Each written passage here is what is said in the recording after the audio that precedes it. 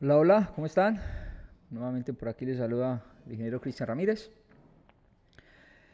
En esta oportunidad quiero responder un comentario bien bacano que dejaron en la plataforma de YouTube respecto a este video.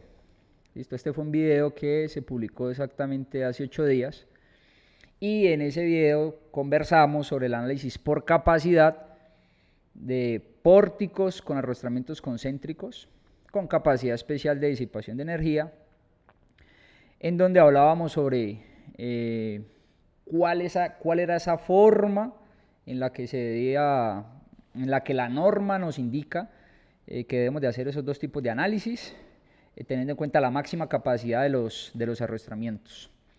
Y estuvimos conversando sobre qué pasaba en este punto en donde convergen los arrastramientos. En ese video también discutimos sobre la posibilidad en donde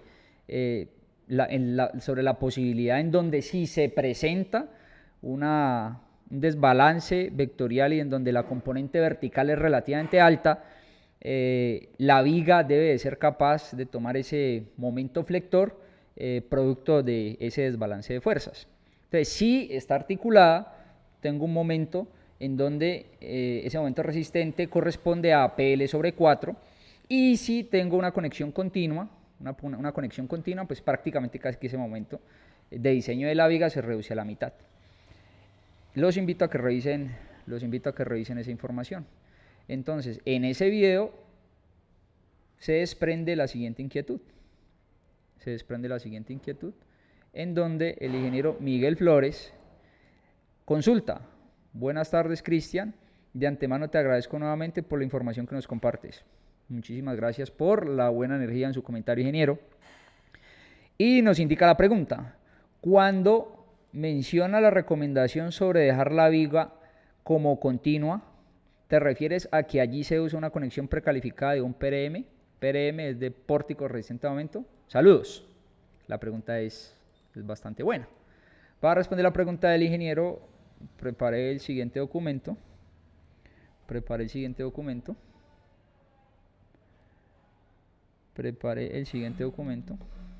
Aquí va. Creo que lo están viendo ya. Sí, lo están viendo ahí en pantalla. ¿En dónde?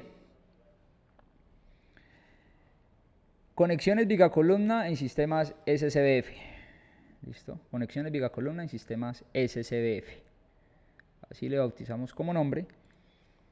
Y lo que están viendo en pantalla es lo que ya en los últimos videos he tratado de exponerles, en donde existe la posibilidad de calibrar modelos numéricos partiendo de experimentación.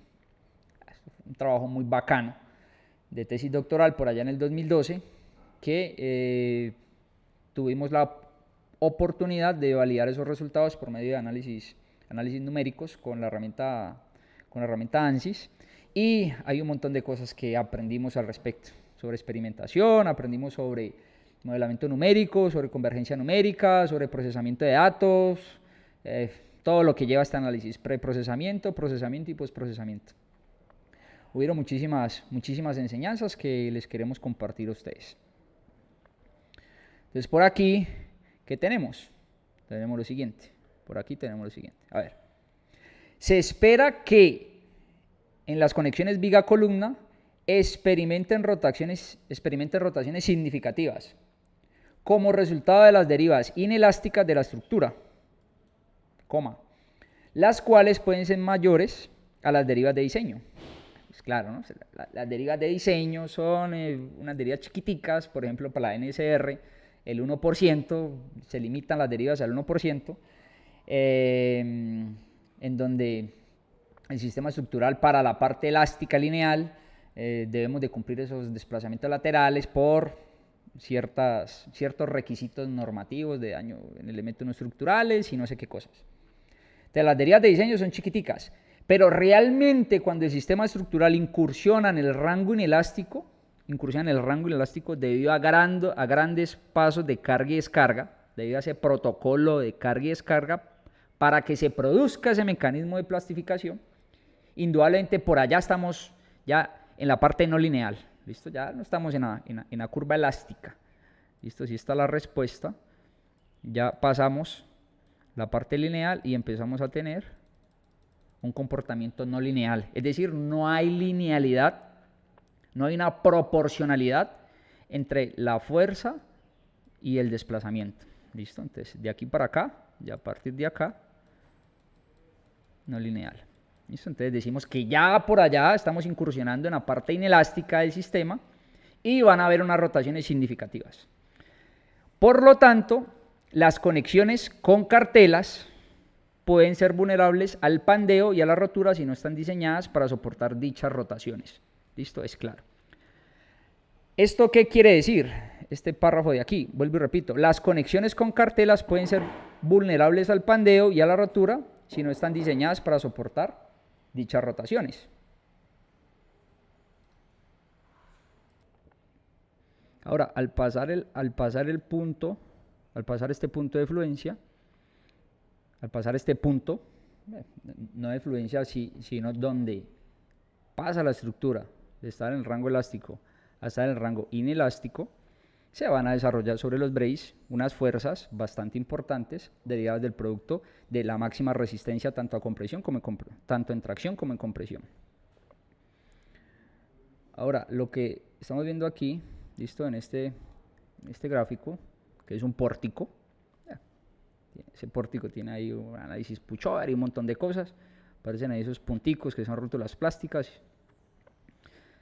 estos superanálisis que hacen los ingenieros que están acostumbrados a estudiar la vulnerabilidad de los sistemas estructurales y encontrar curvas de capacidad, desempeño y no sé cuántas otras cosas más. Entonces, si esa estructura se deforma ante altos ciclos de carga y descarga, probablemente, ¿listo? Si le hacemos un zoom a este nodo, que es lo que estamos viendo, vemos de que van a aparecer, ¿listo? Unos momentos en la columna, ¿listo? Y aparecen unos momentos en la viga, ¿listo? Entonces va a aparecer ahí un balance de momentos debido a ese desplazamiento de rotación inelástico, ¿correcto? ¿Cómo podemos comprender un poquitico mejor esto? La premisa de esto, que las conexiones viga-columna experimentan rotaciones significativas, reproduciendo, por ejemplo, con una herramienta de modelamiento numérico, en donde el sistema estructural, ¿listo?, experimenta desplazamientos, tanto positivos como negativos, en dirección X, por ejemplo, que es donde se está deformando el pórtico, y ante ciclos de carga y descarga, él va a experimentar ese desarrollo de las máximas fuerzas por capacidad en los arrastramientos, lo que hace que esas fuerzas se trasladen a los elementos de conexión, como lo son las cartelas, como lo es la viga, como es la conexión viga-columna y como lo es la columna. Entonces, digamos que ya está próximo a terminar. Después se va a concentrar el daño, ¿listo? A la final vamos a ver un daño terrible, ¿listo? Aquí un daño en estos sistemas, en estos elementos de conexión, ¿listo? Va a aparecer un daño en esos elementos de conexión. Entonces, las conexiones con cartelas pueden ser vulnerables al pandeo y a la rotura si no están diseñadas para soportar dichas rotaciones. Es por eso la premisa de AISC que se deben diseñar estos elementos por capacidad. ¿Qué es diseño por capacidad? Es diseñar todos los elementos que componen el sistema estructural en base de la máxima capacidad que desprenden los arrastramientos o los braces, ¿vale? Ahora, tenemos dos opciones, ¿listo? Opción número 1, diseñar la conexión viga-columna como una conexión simple que permita rotación. Opción número 2, diseñar una conexión continua. Para la opción número 1, tenemos, digamos que, como estos preliminares, diseñar una conexión simple capaz de permitir una rotación de al menos 0.25 radianes. O sea, la conexión debe ser capaz de permitir esa rotación. Se recomienda emplear un empalme acortante fuera de la conexión arrastramiento viga-columna. Ya vamos a ver un ejemplito. Diseñar y detallar el empalme como una conexión simple, aplicando las verificaciones de ductilidad rotacional que se escriben en el manual de AISC. Por ejemplo, el espesor máximo de la plancha en la conexión tipo Extended Single Plate, ¿listo? Está en AISC.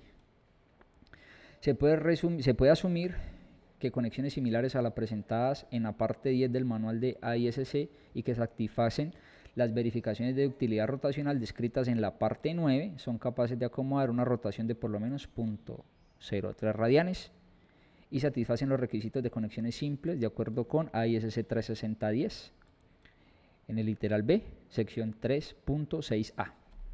Allí les dejo las referencias para que ustedes que son ingenieros juiciosos vayan y miren las referencias, qué dice AISC 360, qué dice la parte 10 del manual, qué dice la parte 9 del manual, esa rotación para qué, cuál es el requisito de rotación. ¿Listo? Entonces tenemos la opción número 1 es hacer una conexión articulada.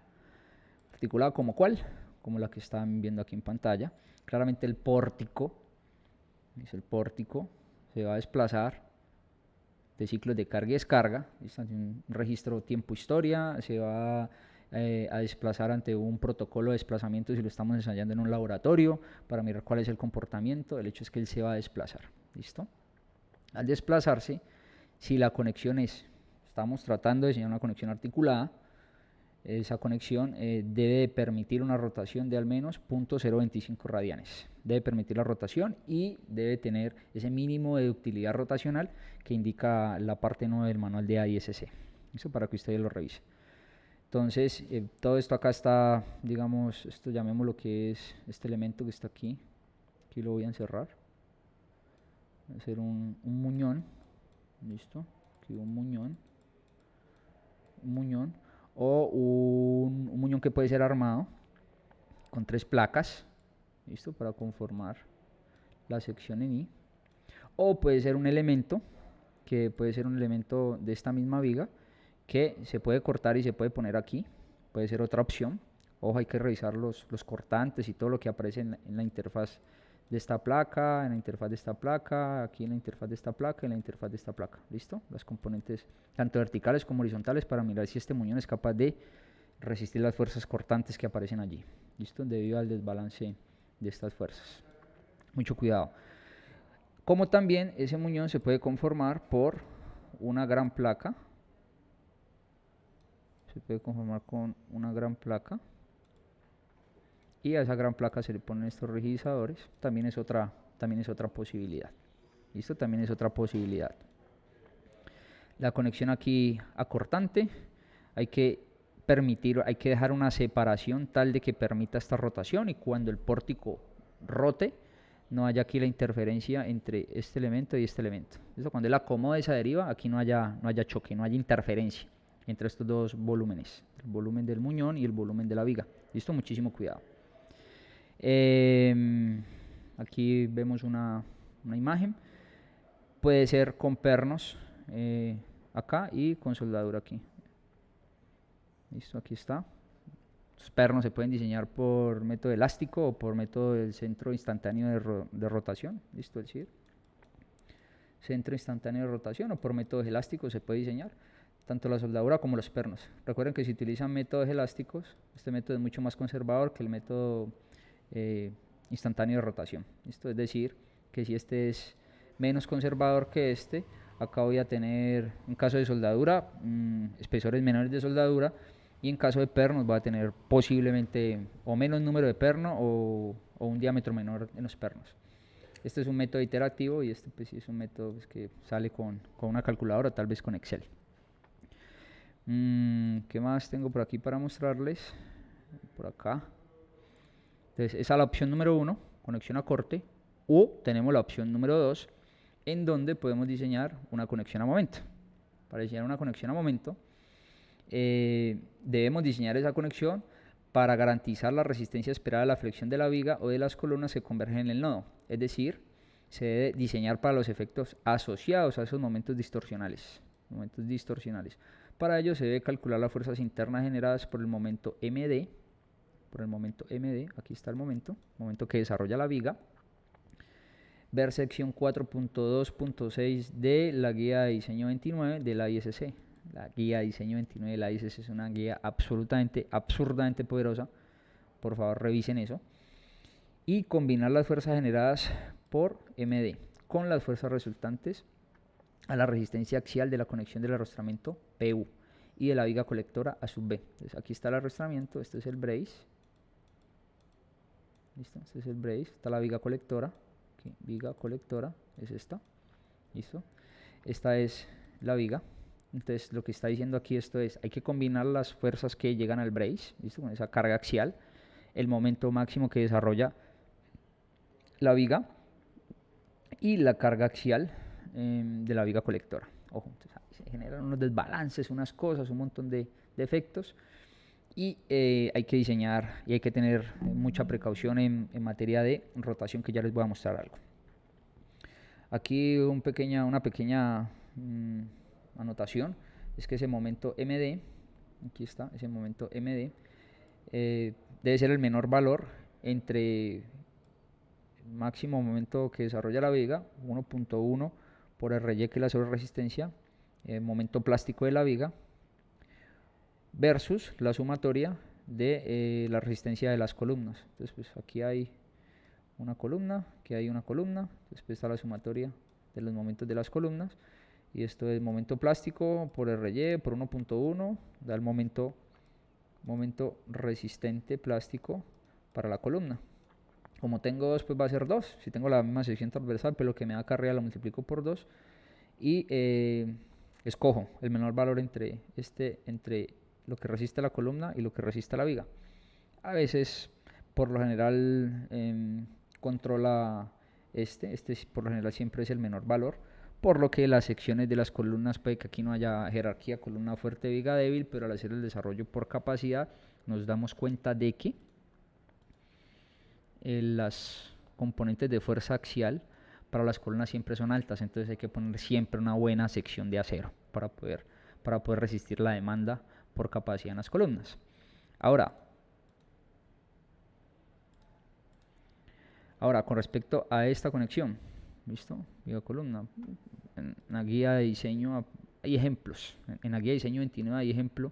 Creo que hay un par de ejemplos de cómo se diseñan estas placas y estos pernos, y ahí hay un montón de, ¿cómo se llama eso? Un montón de variables y fuerzas, diagramas de cuerpo libre, y hay que hacer un montón de cálculos para que lo revisen por ahí. Esos ejemplitos son lo más de interesantes. Pero por acá, dentro de la literatura, un tipo, listo, Stokes y Fanny Stokes, listo, aquí, este par de autores por allá en el 2010, o sea, rato, hace 13 años, hicieron un montón de experimentación. Con conexiones, variaron este perfil de la viga, el perfil de la cartela, aquí los pernos, tiene una conexión aquí con unos ángulos.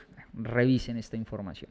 Aplicaron este protocolo de carga, que es el protocolo de la SAC para pórticos PRM, y sacaron unas conclusiones bien interesantes, en donde encontraron unas curvas de histéresis. Claramente, cuando el marco se desplaza hacia ese sentido, va a tener una rigidez rotacional muy diferente cuando se desplaza hasta esta dirección. ¿Por qué? Porque la conexión no es simétrica. Si ustedes observan, la conexión no es simétrica.